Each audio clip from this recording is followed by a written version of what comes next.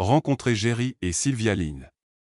Ce couple vit dans sa maison depuis plus de 13 ans, et depuis tout ce temps, ils sont hantés par un bruit étrange provenant des murs de la maison. Chaque soir, à la même heure, le bruit commence. La maison, située à Ross, en Pennsylvanie, tremble presque sous l'intensité du son qui s'amplifie. Puis, un jour, un réparateur découvre par hasard la cause la plus inattendue. Pendant plus de 13 ans, Jerry et Sylvia Lynn ont vécu avec ce problème. Devons-nous appeler les Ghostbusters? Mais avant de commencer notre histoire, cliquez sur « J'aime », abonnez-vous et activez la cloche de notification pour ne rien rater de nos nouvelles histoires. Une chose est certaine, le bruit est si perturbant qu'il dérange même les visiteurs s'ils sont présents au mauvais moment. À force, les Lynn s'y sont habitués, alors que leurs invités, eux, sursautent encore. Après tout, cela fait 13 ans qu'ils vivent avec. Quand la chaîne CNN a entendu parler de l'histoire en 2017, Jerry leur a expliqué que cela ne les dérangeait tout simplement plus. C'est plutôt mignon, a-t-il ajouté, comme un animal de compagnie caché mais bruyant. Alors, que sait-on de ce bruit célèbre? Sylvia nous dit qu'il se produit chaque jour à la même heure, mais ne dure qu'une minute environ. Pris au jour le jour, c'est moins long qu'une pause publicitaire, et sans doute moins bruyant. Mais en cumulé, les Lynn ont dû entendre ce bruit pendant presque 3 jours entiers. Ça finit par taper sur les nerfs, non? On pourrait croire qu'entendre le même bruit, à la même heure, et pendant la même durée, chaque jour pendant 13 ans, les aurait menés à l'asile. Mais Sylvia et Jerry ont simplement appris à vivre avec. Après tout, ils l'ont entendu environ 4750 fois. Avec autant de pratique, on peut s'habituer à tout. Le bruit était prévisible et régulier. Ils en étaient venus à l'anticiper. Peut-être même qu'ils espéraient, chaque jour, qu'il ne se produirait pas. Mais comment tout cela a-t-il commencé? Il y a une histoire derrière. En septembre 2004, Jerry faisait ce que tous les propriétaires redoutent, installer des câbles de système de divertissement. Cette tâche compliquée, frustrante et confuse pousse souvent à des extrêmes, et Jerry n'a pas fait exception. Il a décidé que le plus simple était de percer des trous dans le mur. Il a sorti sa perceuse, mais un problème persistait. Comment savoir où percer? Il fallait que le trou soit parfaitement aligné. Et c'est alors que Jerry a eu une idée. Évidemment, la meilleure solution serait d'attacher un objet à une ficelle et de le faire descendre dans la cavité murale. Si l'objet pouvait passer, cela signifiait qu'il n'y avait ni fils ni tuyau. Jerry est donc monté à l'étage, a trouvé une bouche d'aération, a préparé son objet, et a commencé à le faire descendre derrière le mur du rez-de-chaussée. Mais un autre problème s'est posé. Vous l'avez peut-être deviné, Jerry ne pouvait pas voir où se trouvait l'objet derrière le mur. Il devait passer à une autre idée. Ingénieux, il a trouvé une solution, utiliser quelque chose qui fait du bruit. Ainsi, il pourrait écouter et savoir exactement où se trouvait l'objet. C'est là que le destin est intervenu.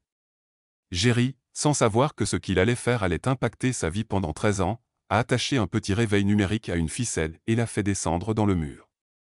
Il avait réglé l'alarme pour 10 minutes plus tard, pensant qu'il aurait le temps de redescendre et se préparer à percer, en attendant que l'alarme se déclenche pour lui indiquer où était le réveil. Un plan infaillible, bien pensé et exécuté avec soin. Qu'est-ce qui pourrait mal tourner? Les piles étaient chargées, le réveil était de petite taille, et Jerry avait assez de ficelles. Aujourd'hui encore, il ne sait pas ce qui s'est passé. Tout allait si bien. Puis, un petit incident imprévu a tout gâché.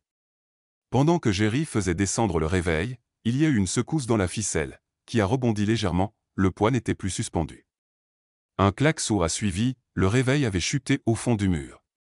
Adieu l'idée brillante de Jerry. Pourtant, tout n'était pas perdu. Le trou qu'il voulait percer était près du sol, et sauf si les piles avaient sauté, l'alarme allait sonner. L'idée de base restait bonne, et Jerry la défendait encore 13 ans plus tard face à CNN. Personne ne pourrait récupérer ce petit réveil sans ouvrir le mur, mais Jerry n'en avait pas honte. Après tout, les piles finiraient par mourir. Au pire, cela durerait quelques mois.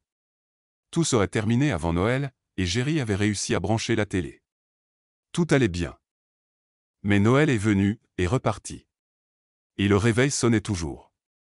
En fait, 13 Noëls sont passés avant que le bruit ne s'arrête. Et ce n'était même pas à cause des piles. Coincée derrière le mur, l'horloge ne pouvait pas être mise à l'heure d'été, donc, pour varier un peu, elle sonnait à 19h50 pendant 6 mois, et à 18h50 pendant les 6 autres. Avec le temps, les lignes s'y sont habituées. Ils ne l'entendaient même plus. C'était plus facile grâce au type d'alarme, ça commence avec un petit bip bip bip bip doux, puis ça devient plus fort et plus rapproché, a expliqué Sylvia à cas d'écart. Grâce à cette montée progressive, il ne sursautait pas tous les soirs. On ne la remarque même plus, on y est trop habitué, a dit Jerry à CNN. C'est plutôt un sujet de conversation quand les invités viennent. Bien que cela surprenne les visiteurs, ce n'était pas suffisant pour que Jerry et Sylvia veuillent démonter un mur pour le retirer. Ils se disaient qu'il allait bien finir par s'arrêter. Avec le temps, les lignes sont même devenues célèbres grâce à leur réveil compagnon. Jerry et Sylvia étaient heureux de parler aux journalistes venus les voir, et ils ont participé à quelques émissions. C'est à ce moment-là que Don Miklush et Keith Anderson, de l'entreprise locale Low Cost Eating and Air, ont découvert leur histoire à la télévision.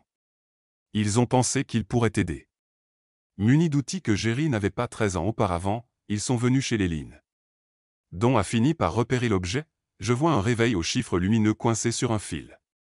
Une fois localisés, ils sont entrés par le système de ventilation via le garage et l'ont récupéré en quelques minutes. C'est la première fois, sans jeu de mots, que je dois retirer un réveil d'un conduit d'aération, a raconté Keith à cas d'écart. C'était un petit réveil, déjà vieux quand Jerry l'a attaché. En ouvrant le compartiment à piles, ils ont découvert que les piles étaient corrodées, mais encore assez bonnes pour faire fonctionner le réveil. Belle publicité pour la marque Rayovac. Jerry pense même qu'il n'a jamais remplacé les piles depuis achat. Il lui était difficile de se souvenir à quoi le réveil ressemblait lorsque Don et Keith le lui ont demandé. Il faisait tellement partie du décor qu'il était devenu invisible. C'est bien un réveil de voyage, j'avais raison, et il est numérique, j'avais encore raison. C'est juste le style que j'avais mal identifié, a-t-il dit à cas d'écart. C'est drôle comme on peut oublier un objet qu'on voit tous les jours. Après toutes ces années à entendre une alarme inutile, à parler aux journalistes et aux entreprises de chauffage, et à surprendre les invités, Jerry reste fier de son idée. Ce n'était pas une mauvaise idée, a-t-il déclaré à CNN. C'est juste l'exécution qui a manqué. On lève notre verre à toi, Jerry. Tout est bien qui finit bien, même pour le petit réveil. Les lignes comptent désormais lui faire une place d'honneur dans leur maison, sûrement au centre de la table.